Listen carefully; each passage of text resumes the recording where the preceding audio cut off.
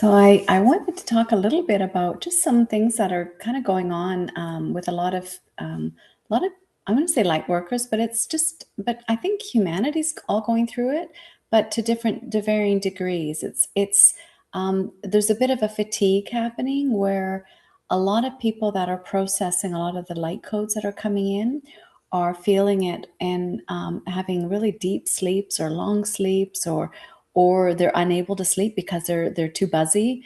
Their mind's not settling because they are overstimulated with these processes.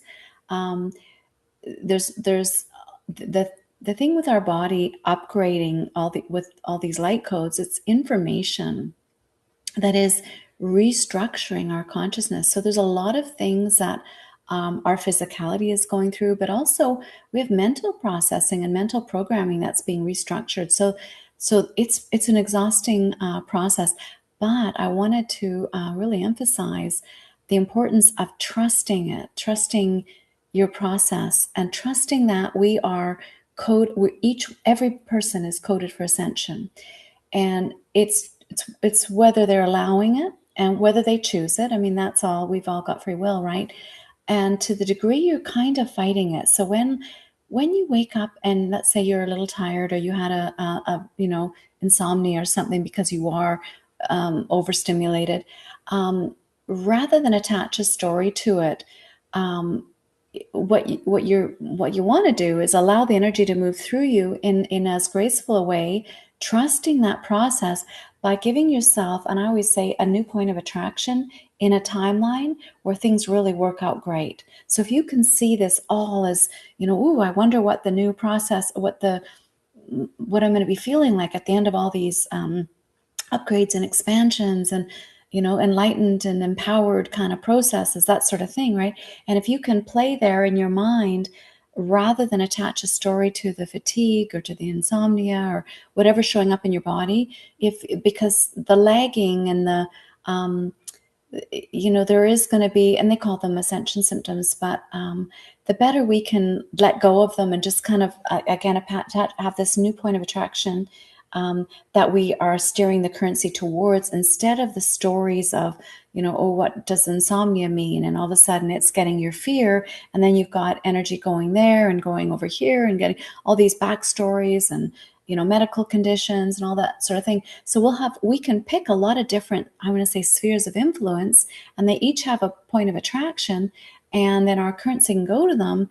And suddenly your box car is no longer being steered by you anymore, right? So your faith and trust in this whole ascension process has to be stronger than everything else. And there's a whole bunch of things that when we surrender into that and surrender into, you can call it your creator, your higher consciousness, your soul family, your angelic guides, whatever language you have.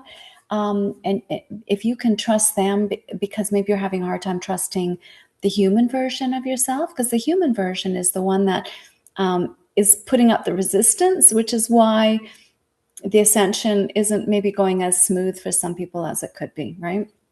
So that's all. We just have to go in compassion, because that version of us is it's actually not aware necessarily of what's going on, because it's still hanging on to the old identity piece, right? Because that's what our whole personality was coded for, the identity. We have, they say we have two processors. So there's the one in your heart, and then the one in your mind. And the one in your mind is all about the identity and the personality. And it's been great. I mean, that's how we experience all the, everything we've experienced, right?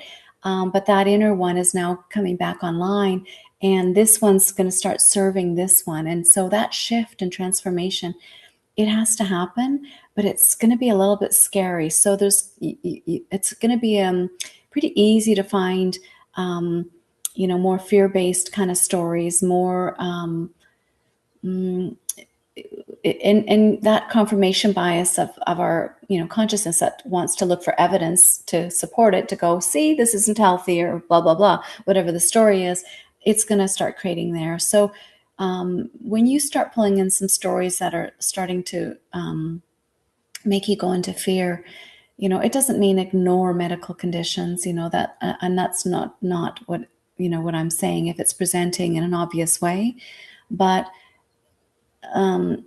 having trouble sleeping or oversleeping, just being tired, waking up tired, don't need to be turned into a story, right? Those are not medical conditions, right? Those are, it's just basically energies just going into different areas that haven't been energized before, right? So that's all it is. So we are breaking down barriers. We're, not just defragging the hard drive, but we're installing a whole new operating system, right? That's coming back online. So it's just taking us a while. So I might have talked about this before, but that was one of the things I wanted to talk about. Also, something else came in this morning that I wanted to talk about.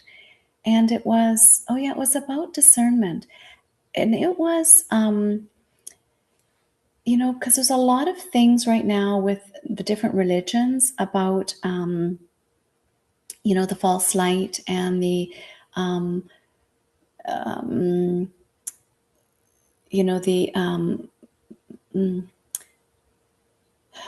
do we discern information from a source? How do we trust? Because a lot of people that think that channeling was demonic. I don't know what religion everyone is kind of believes in or buys into, but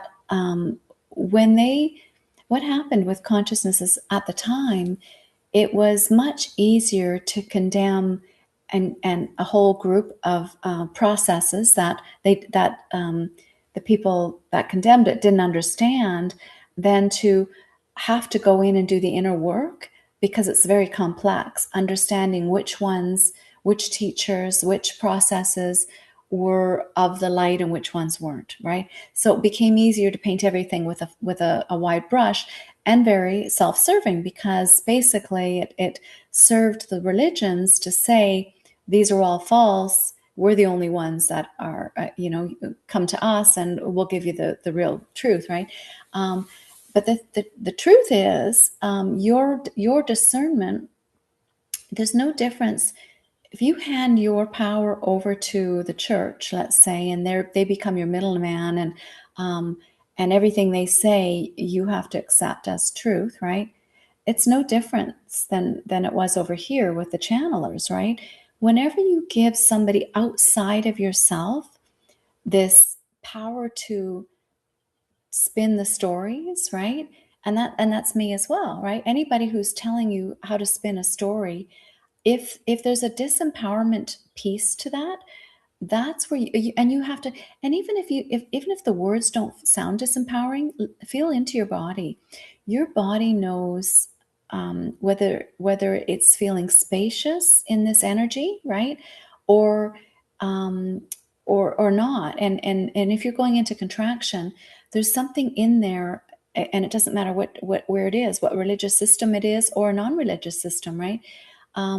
It's what we have to do at this time, and this is part of the ascension process, is working with your own inner intuition. That's allowing that heart operating system to come back online, and not overriding it with thoughts of, oh, my Band-Aid, with thoughts of, this person said this, therefore I'm going to think this way. Because that's not allowing your operating system to, that's not giving trust to your ability to discern, right, light and truth. And there's a lot of people that are drawn to religious systems, and we can see it. I mean, I'm not going to stick my head in the sand and pretend it doesn't exist, that are actually pretty distorted themselves, right? They are drawn to systems where there is some power over other structure, because they're not generating enough light within themselves. So they need to go into systems where a whole bunch of people come and sit and project light at them, right? So it's like a harvesting of your light, right? So, and it doesn't matter what it is, again, and lots of different heads of the snakes, right? So every time you sit and you listen to something, you want to really go in and feel into your heart and feel how, and I use the word empowered, but is this information giving me stories that I'm going to create more fear down the road, right? Or is this information making me feel pretty good about my own judgment? Because when you get to the point where you've expanded and expanded and expanded, and you've sat there in your own light, and you now trust your mirrors, because you now know your point of attraction is so strong that the things that are going to show up for you are either going to reflect things you've created, and you get to see and go, thank you, right? Like when you start calling in soul family, right? When you're like attracts like in the field, and they're going to reflect that, and you're going to feel a confirmation there. Or you're going to call in your bits of shadow, right? I would say echoes that are maybe just hanging on, and you go, I see you, but you're going to know it's shadow, because right away you can tell the difference in your heart. It doesn't feel right, right? And you just look at that, and you send it love, and you just thank it, and you let it go, right? And don't spend any time on it, and you don't even have to go into judgment on it. You don't have to, whatever the story is of the person or the characters, right?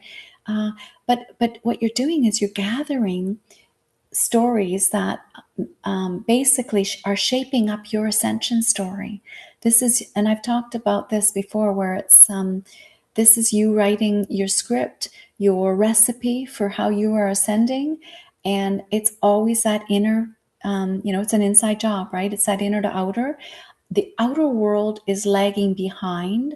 So by the time something shows up in the outer world, it's an echo of something that you've already activated in the field.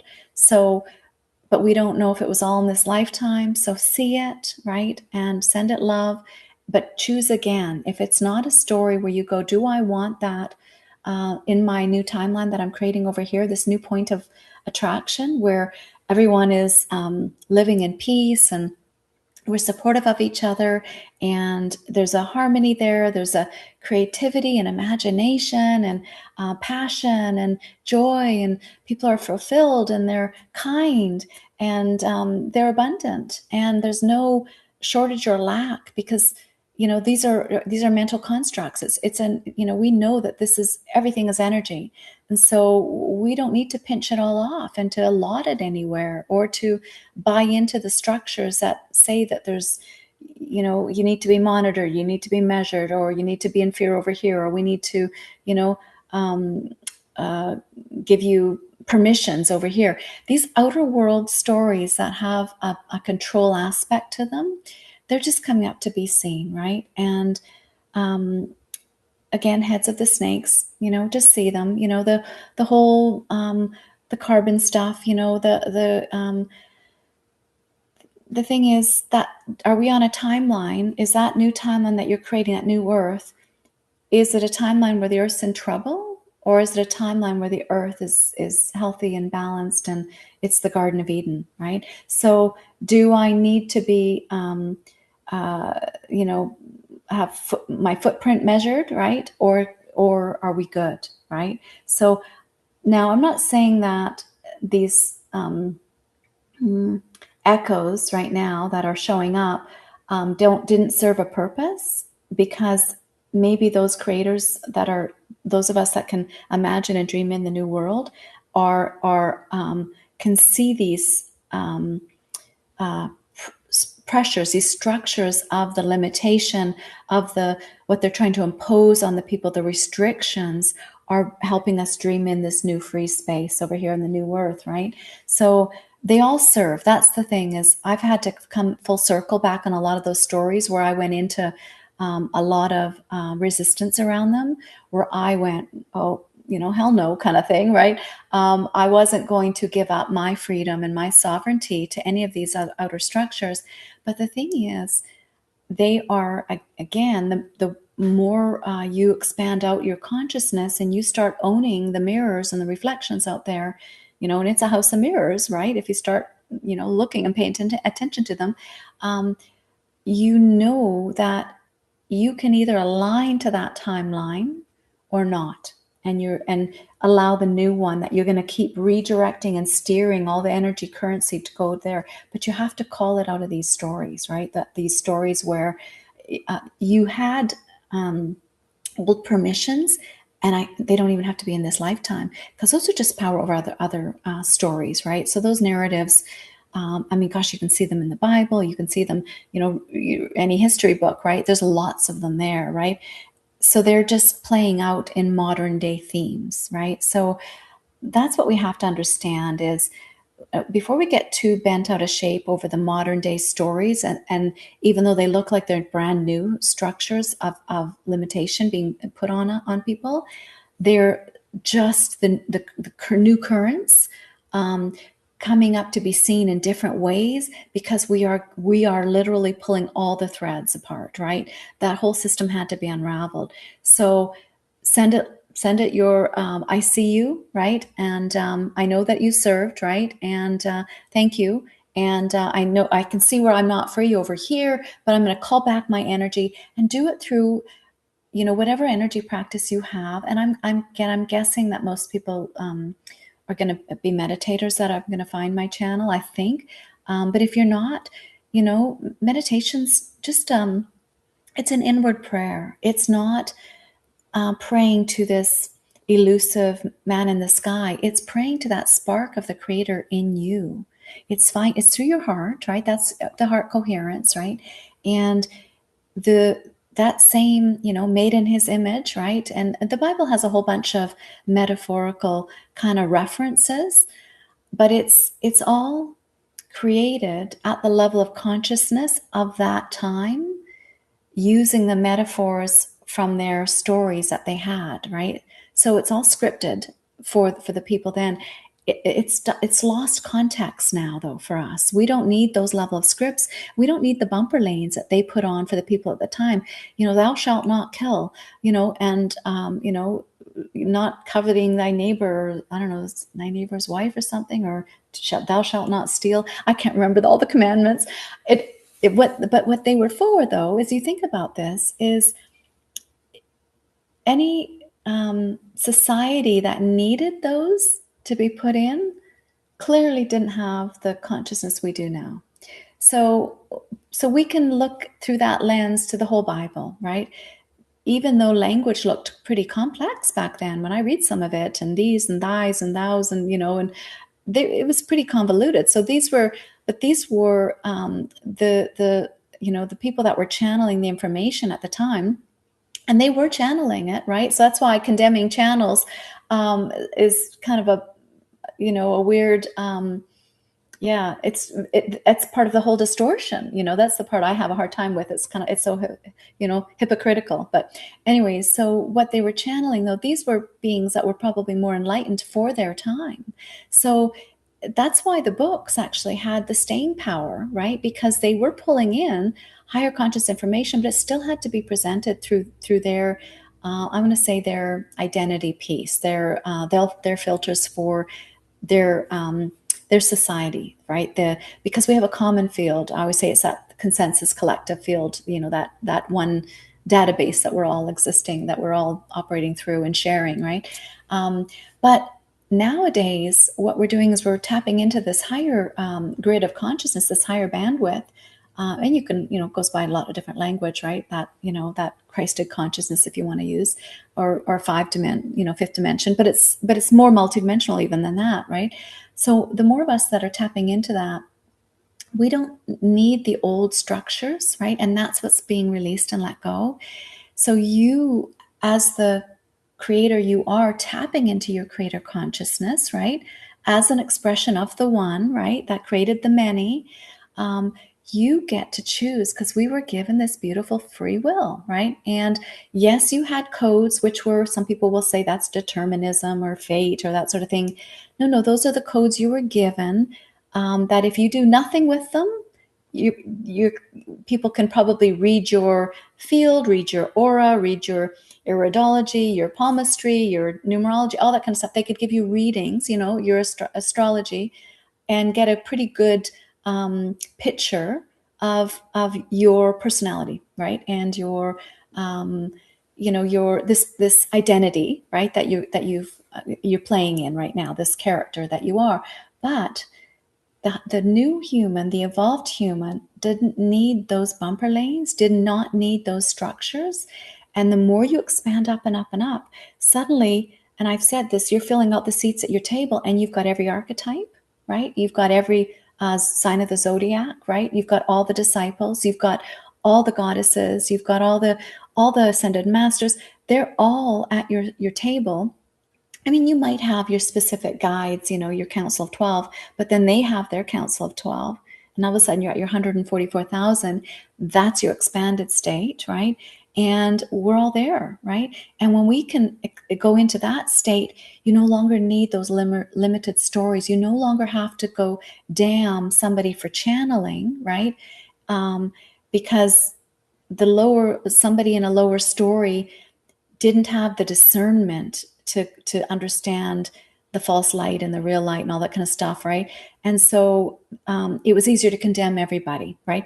But he also that it was probably also written in there because there was a lot of people that were maybe gullible at the time, and they needed to be told, hey, don't listen to everybody, right? So that's the thing, there are kind of Pied Pipers in the world that can, sing a few notes and make everyone dance a merry tune, right? And so at the time that was maybe trying to be discouraged. So again, I don't look at any story of power over other structure as an evil thing. It might have been a necessary evil to give a bit of, again, framework, right, for how they wanted humanity to evolve into a bit more of a with checks and balances kind of society, right? Thou shalt nots, right? But now we're in a brand new level, and every person is their own channeler, right? That's the new consciousness. Your higher self and that God presence, that your guides and angels can all communicate to you. And if you want to put a spin on them where they're negative, right? That's on you, right? You, as the sum of your parts, are going to magnetize the story and the experience, right? That you are a vibrational match for, because it's all frequency matching, right? Every mirror that in the house of mirrors is all, it's all you, as a magnet that you are, this, piezoelectric kind of being. It's going to call in those stories that reflect what you're holding. So you've got to own that. You've got to own, oh, I've called in that darkness over there, right? And it doesn't, maybe it had a face. Maybe it was a person that came into your life that you couldn't trust, or you felt betrayed by, or, whatever or did some dark things, right? But what you need to do is they are also a soul in these higher realms, just like you, that said, okay, I'll come in and I'll do this for you in this lifetime, because maybe you did it for them in another lifetime, and maybe it's karma. You're just your course correction. You are playing I'm going to say you're collapsing the pairs of opposites in this lifetime. So this is how we get to non-duality, right? This you're collapsing the polarization. So you're each helping each other collapse your karma. So rather than demonize them, right? Get the lesson, right? I see you, right? And thank you for I know you serve me. So now you're not giving them any hierarchy. They have no power over you. I know you serve me, right? But I'm going to let you go. And then you choose again, and you bring your currency through again to this beautiful new point of attraction that you're creating in the future, right? But it's not even necessarily in the future. It's here, but we're just working on aligning to it, being such a strong vibrational match that future is in, because they say it's in your, I think Esther Hicks says it's in your vibrational escrow, but basically it's you're going to step into the energy of it, or your vortex, your sweet spot, but it is you merging with your higher self, with that angelic version of you, with that that goddess, with your soul, right, and that Christed conscious, right. So again, lots of different language, a lot of pathways there. And there's language for it that I'm not even using. So expand your branches, bring in that language, however you want to call it in. All roads lead home, right? When we're in that expanded state. So, so I just thought I'd share that because something was coming up, and I saw something that there was a, condemning of channeling in general. And it's so tricky because there are a lot of channels condemn other channels, and because and I think this is the ego's playground, right? saying there's only one way, right? Through me. And the churches did that, right? There's only one path that leads to God, right? And it's over here, right? And all the other religions are wrong. And channeling is no different. If they say it's here, anybody who says it's only here, right? It's a form of disempowerment, because you're actually giving your permission and power to them, right? So it's not. It's all here. It's all in you, right? You are the creator calling in the stories.